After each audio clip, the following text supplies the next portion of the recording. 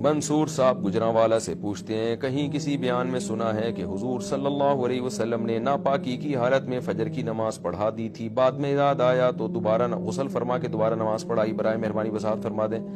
پڑھائی نہیں تھی، آپ پڑھانے لگے تھے۔ صحیح بخاری کی حدیث ہے کہ آپ صلی اللہ علیہ وسلم نماز پڑھانے کے لیے آئے فجر کی، تو اقامت ہوئی تو آپ نے فرمایا کہ یا ایھا الناس انما انا بشر مثلکم انسا کما تنسون، اے لوگوں میں تمہاری طرح کا انسان ہوں، جیسے تم بھولتے ہو تو میں بھی بھول جاتا ہوں۔ تو بات یہ ہے کہ مجھ پہ غسل فرض ہے، میں غسل کرنا بھول گیا۔ صحابہ انتظار میں رہے، آپ صلی اللہ علیہ وسلم گھر تشریف لے گئے حجرے میں، اور آپ نے غسل کیا اور آپ کے بالوں سے پانی ٹپک رہا تھا، اور آپ صلی اللہ علیہ وسلم نے آ کے نماز پڑھائی۔ تو نماز پڑھانے سے پہلے آپ کو یاد آ گیا۔ دوستو، جو ویڈیو آپ لوگوں کو میں سنانے چاہ رہا تھا وہ آپ لوگوں نے سن لی۔ اب آپ مجھے اس وقت یہ بتا دیں کہ اگر آپ لوگوں کو اپنے علاقے کی کسی مسجد کے لیے پیش نماز کی ضرورت ہو، پیش امام کی ضرورت ہو، اور آپ اس کی تلاش شروع کر دیں، آپ کو کوئی ایسا مولانا مل جائے جو آپ کو کہے کہ بھائی میں نماز تو پڑھانے کے لیے آمادہ ہوں، لیکن مسئلہ میرے ساتھ یہ ہے کہ مجھے نسیان کا شکار ہوں، میں کبھی کبھار جنابت کی حالت میں مسجد میں آ جاتا ہوں، مصلی تک آ جاتا ہوں، کبھی میں 2 رکعت پڑھانی ہو تو 3 پڑھا دیتا ہوں، 3 رکعت پڑھانی ہو تو 4 رکعتیں پڑھا دیتا ہوں۔ کیا ایسے شخص کو آپ لوگ پیش نماز کے طور پر اپنی مسجد میں رکھیں گے؟ یقیناً آپ کا جواب ہوگا نہیں۔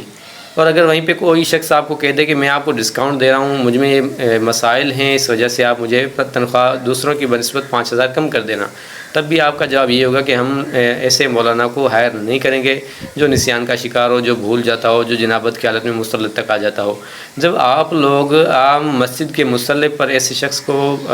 ہائر کرنے کے لیے آمادہ نہیں ہیں، تو مجھے فقط اتنا بتائیں کہ اللہ رب العزت نے کیسے اس شخص کو نبی بنا دیا کہ جو نسیان کا شکار ہوتا؟ نعوذ باللہ، کتابیں تو ان کی یہ بھی لکھتی ہیں کہ اللہ کا نبی کبھی ہذیان کا شکار ہو جاتا ہے، تو کبھی یہ نسیان کی حالت میں مصلی تک آ جاتا ہے۔ تو خدا را نبی اکرم اللہ کی طرف سے نمائندہ ہوتا ہے، رب العزت نے اسے انسانوں کا ہادی اور رہنما بنا کے بھیجا ہوتا ہے، اور اللہ رب العزت